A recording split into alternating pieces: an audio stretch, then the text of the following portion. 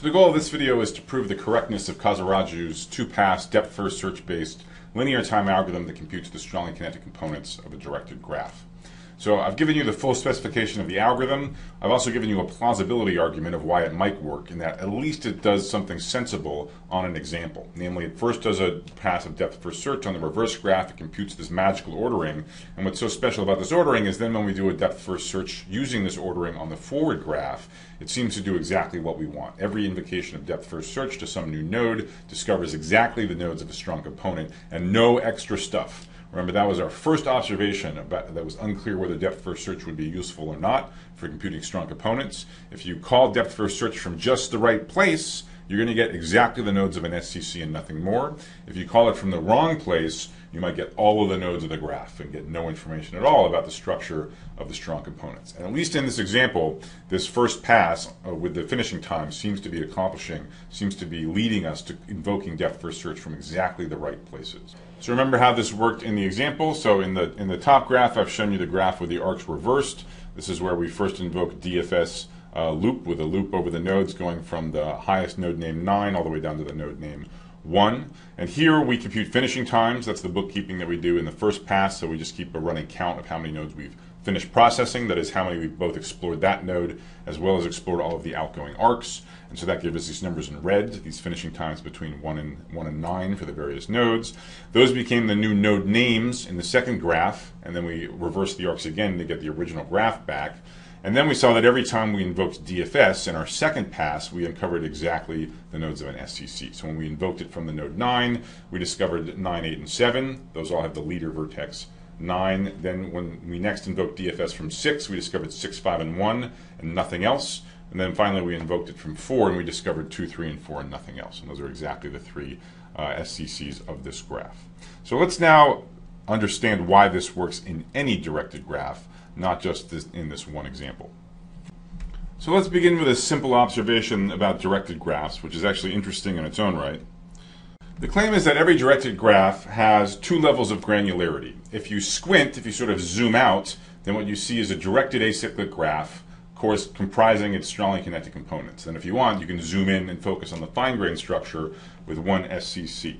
A little bit more precisely, the claim is that the strongly connected components of a directed graph induce in a natural way an acyclic metagraph.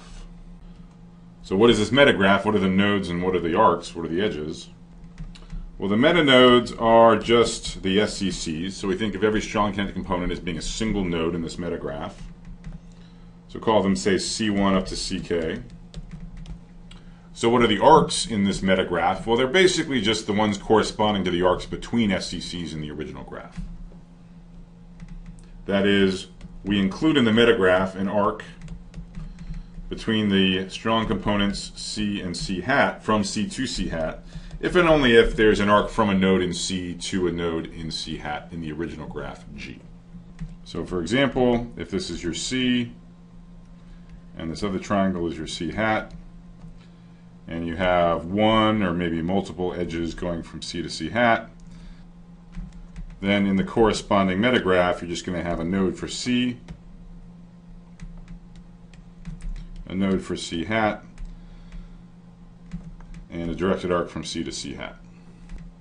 So if we go back to some of the directed graphs that we've used as running examples, so if we go back to the one that at the beginning of the previous video, which looked maybe something like this, the corresponding directed acyclic graph has 4 nodes and 4 arcs.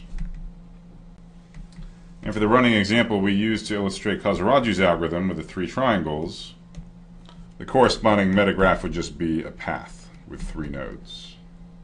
So why is this metagraph guaranteed to be acyclic? Well, remember, metanodes correspond to strong components, and in a strong component you can get from anywhere to anywhere else. So if you had a cycle that involved 2 different metanodes, that is 2 different strong connected components, remember on a directed cycle you can also get from anywhere to anywhere else. So if you had 2 supposedly distinct SCCs, but you could get from the one to the other and vice versa, they would collapse into a single SCC. You can get from anywhere to anywhere in one, anywhere from anywhere in the other one, and you can also go between them at will. So you can get from anywhere in one, you can get from anywhere in this union to anywhere in the union. So not just in this context of computing strong components, but also just more generally, this is a useful fact to know about directed graphs. On the one hand, they can have very complex structure within a strong component. You have paths going from everywhere to everywhere else, and it may be sort of complicated looking. But at a higher level, if you abstract out at the level of SCCs, you're guaranteed to have this simple DAG, the simple directed acyclic graph structure. So to reinforce these concepts and also segue into thinking about Kazaraju's algorithm in particular, let me ask you a question about how reversing arcs affects the strong components of a directed graph. So the correct answer to this quiz is the fourth one. The strong components are exactly the same as they were before. In fact, the relation that we described is exactly the same as it was before, so therefore the equivalence classes of the strong components is exactly the same. So if two nodes are related in the original graph, that is, there's a path from U to V and a path from V to U, that's still true after you reverse all the arcs. You just use the reversal of the two paths that you had before. Similarly, if the two nodes weren't related before, for example, because you could not get from U to V, well then after you reverse everything, then you can't get from V to U. So again, you don't have this relation holding. So the SCCs are exactly the same in the forward or the backward graph. So in particular, in Kazaraju's algorithm, the strong component structure is exactly the same in the first pass of DFS and in the second pass of DFS. So now that we understand how every directed graph has a metagraph where the nodes correspond to its strongly connected components and you have an arc from one SCC to another, if there's any arc from any node in that SCC to the other SCC in the original graph, I'm in a position to state what's the key lemma that drives the correctness of Kazaraju's two-pass algorithm for computing the strongly connected components of a directed graph. So here's the lemma statement. It considers two strongly connected components that are adjacent in the sense that there's an arc from one node in one of them to one node in the other one. So let's say we have one SCC C1 with a node I and another SCC C2 with a node J, and that in G, in the graph, there's an arc directly from I to J. So in this sense, we say that these SCCs are adjacent, with the second one being in some sense after the first one. Now let's suppose we've already run the first pass of the DFS loop subroutine, and remember that works on the reversed graph. So we've invoked it on the reverse graph, we've computed these finishing times. As usual, we'll let F denote the finishing times computed in that depth first search subroutine on the reverse graph. The lemma then asserts the following. It says, first, amongst all the nodes in C1, look at the one with the largest finishing time. Similarly, amongst all nodes in C2, look at the one with the biggest finishing time. Amongst all of these, the claim is the biggest finishing time will be in C2, not in C1. So what I want to do next is I want to assume that this lemma is true temporarily, and I want to explore the consequences of that assumption. And in particular, what I want to show you is that if this lemma holds, then we can complete the proof of correctness of Kazaraju's two-pass SCC computation algorithm. Okay, so if the lemma is true, then I'll give you the argument about why we're done, about why we just peel off the strongly connected components one at a time with the second pass of depth first search. Now, of course, a proof for the hole in it isn't a proof, so at the end of the lecture, I'm going to fill in the hole. That is, I'm going to supply a proof of this key lemma. But for now, as a working hypothesis, let's assume that it's true. Let's begin with a corollary, that is, a statement which follows essentially immediately from the statement of the lemma. So for the corollary, let's forget about just trying to find the maximum finishing time in a single SCC. Let's think about the maximum finishing time in the entire graph. Now, why do we care about the maximum finishing time in the entire graph? Well, notice that's exactly where the second pass of depth first search is going to begin.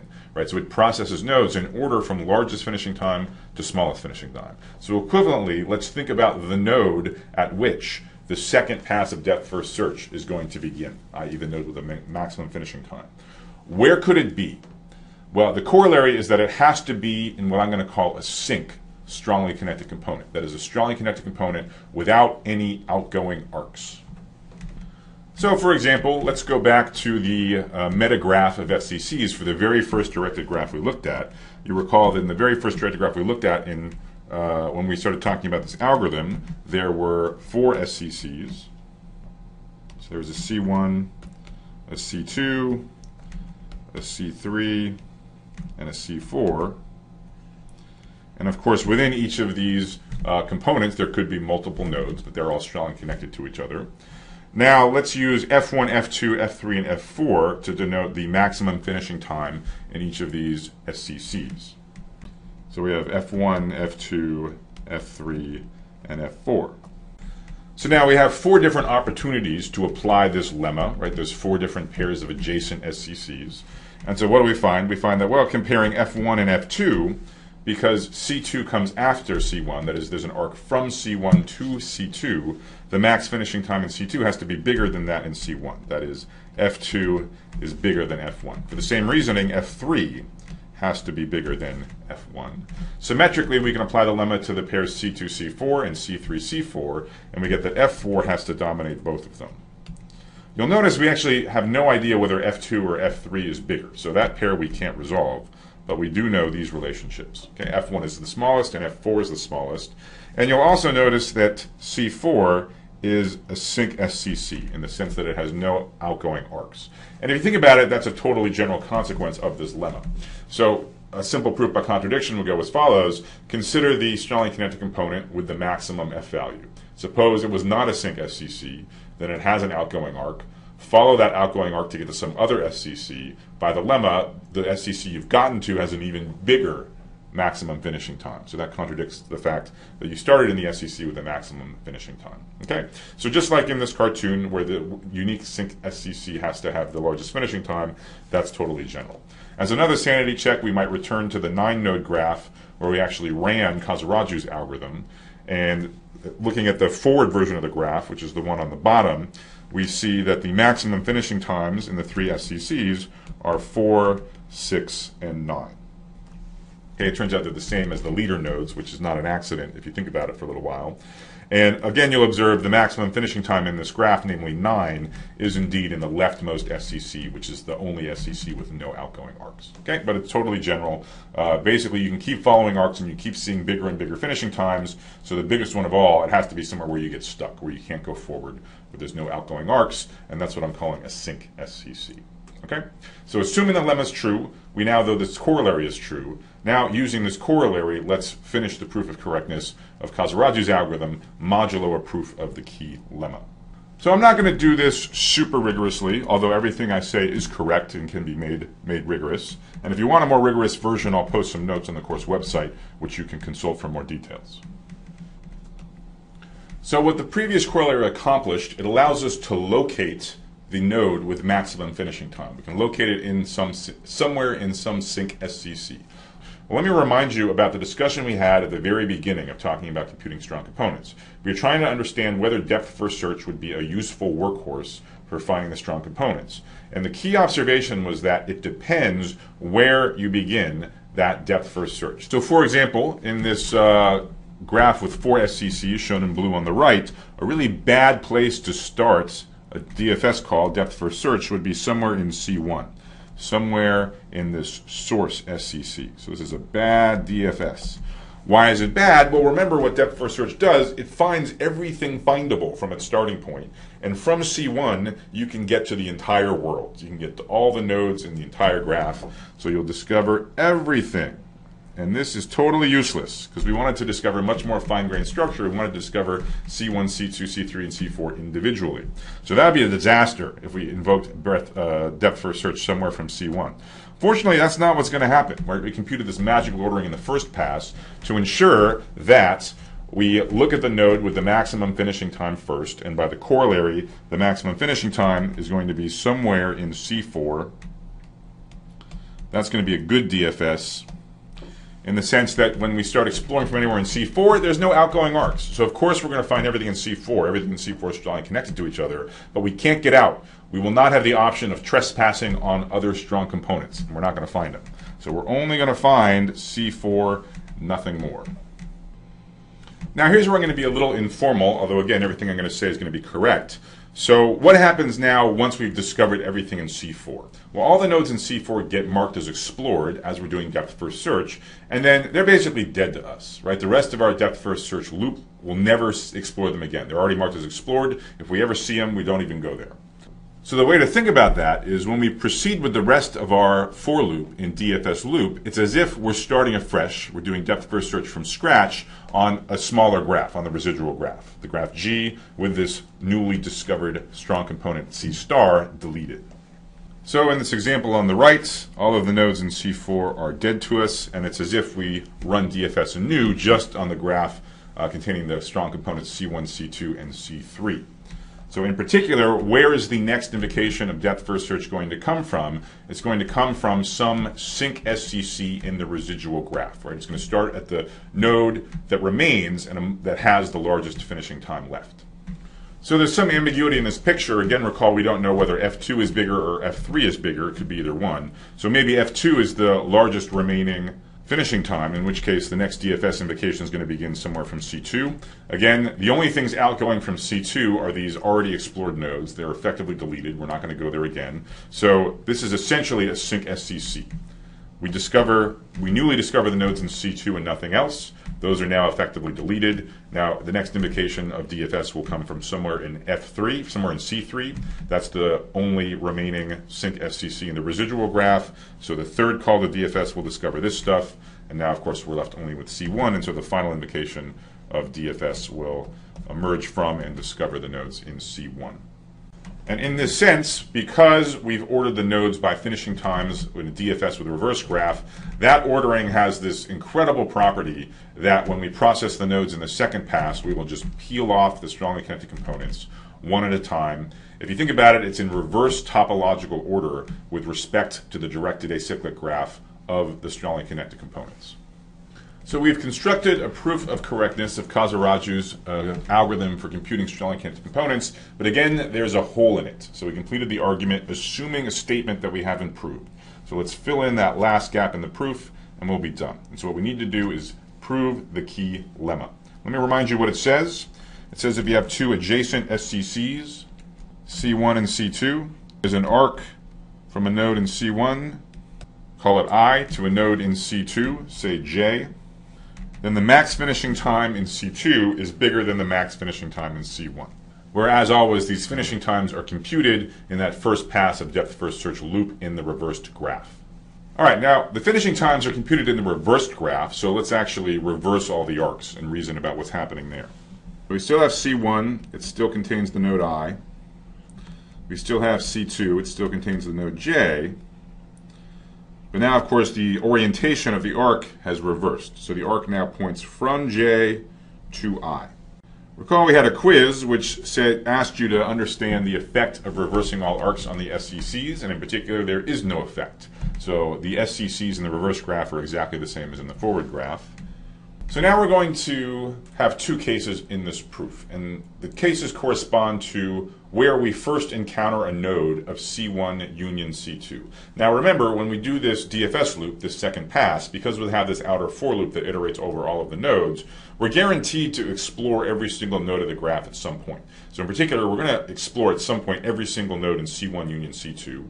What I want you to do is pause the algorithm when it first, for the first time, explores some node that's in either C1 or C2. There's going to be two cases, of course, because that node might be in C1, you might see that first, or it might be in C2. You might see something from C2 first. So our case 1 is going to be when the first node that we see from either one happens to lie in C1, and the second case is where the first node V that we see happens to lie in C2. So clearly exactly one of these will occur. So let's think about case 1, when we see a node of C1 before we see any nodes of C2. So in this case, where we encounter a node in C1 before we encounter any node in C2, the claim is that we're going to explore everything in C1 before we ever see anything in C2. Why is that true? The reason is there cannot be a path that starts somewhere in C1, like for example at the vertex V, and reaches C2. And this is where we're using the fact that the metagraph on strongly connected components is acyclic.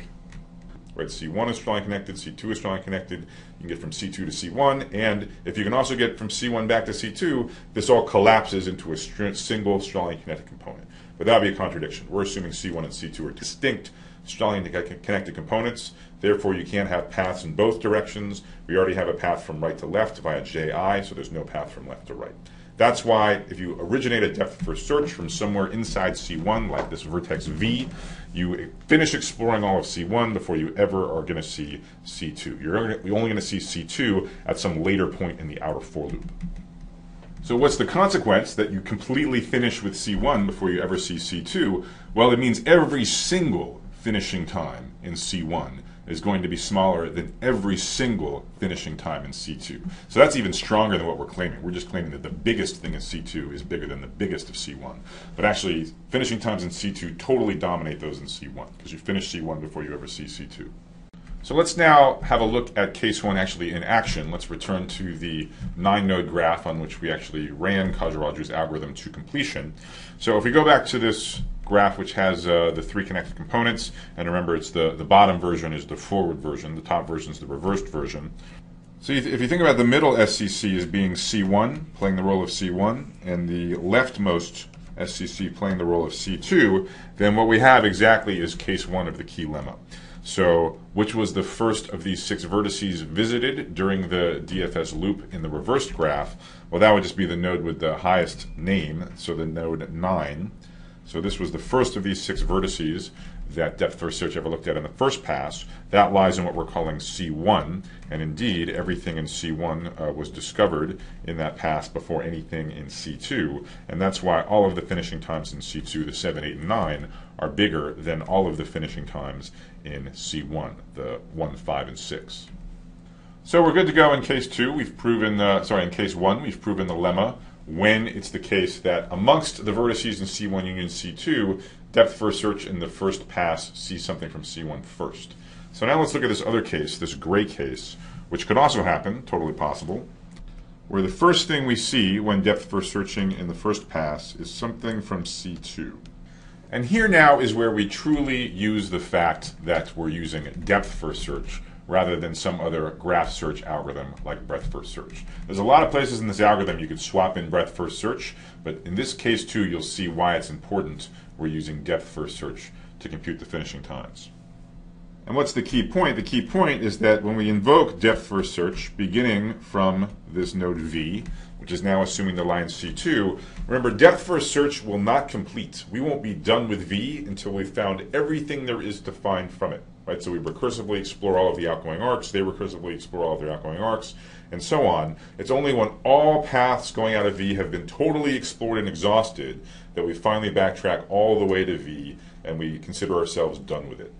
That is, depth first search in the reverse graph initiated at V won't finish until everything findable has been completely explored. Because there's an arc from C2 to C1, obviously everything in C2 is findable from V, that's strongly connected. We can get from C2 to C1 just using this arc from J to I. C1 being strongly connected, we can then find all of that. Maybe we can find other strongly connected components as well, but for sure, depth first search starting from V will find everything in C1 union C2, maybe some other things, and we won't finish with V until we finish with everything else. That's the depth first search property. For that reason, the finishing time of this vertex V will be the largest of anything reachable from it. So in particular, it'll be larger than everything in C2, but more to the point, it'll be larger than everything in C1, which is what we were trying to prove. Again, let's just see this quickly in action in the 9-node network on which we trace through Khazir-Raju's algorithm. So to show the role that case 2 is playing in this concrete example, let's think of the rightmost strongly connected component as being C1, and let's think of the middle strongly connected component as being C2. Remember last time we called the middle one C1 and the leftmost one C2. Now we're calling the rightmost one C1 and the middle one C2. So again, we have to ask the question, of the 6 nodes in C1 union C2, what is the first one encountered in the depth first search that we do in the first pass? And that again is the node 9. Okay, the node which is originally labeled 9. So that's the same node that was relevant in the previous case. But now with this relabeling of the components, 9 appears in the strongly connected component C2, not in the one labeled C1. So that's the reason now we're in case 2, not in case 1. And what you'll see is, what is the finishing time that this originally labeled 9 node gets? It gets the finishing time 6. And you'll notice 6 is bigger than any of the other finishing times of any of the other nodes in C1 or C2. All the other 5 nodes have the finishing times 1 through 5. And that's exactly because when we ran depth first search in the first pass and we started it at the node originally labeled 9, it discovered these other 5 nodes and finished exploring them first before finally backtracking all the way back to 9 and deeming 9 fully explored. It was only at that point that 9 got its finishing time, after everything reachable from it had already gotten their lower finishing times.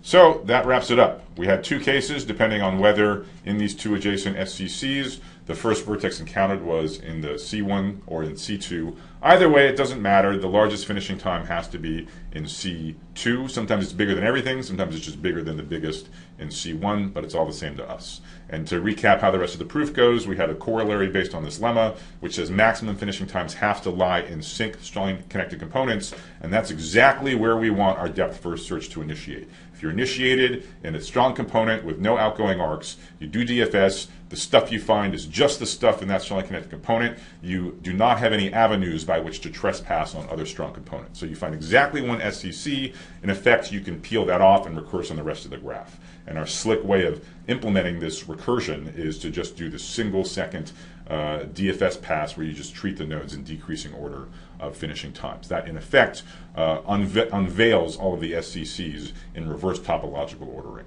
So that's it, Casaragi's algorithm and the complete proof of correctness. A blazingly fast graph primitive that in any directed graph will tell you its strong components.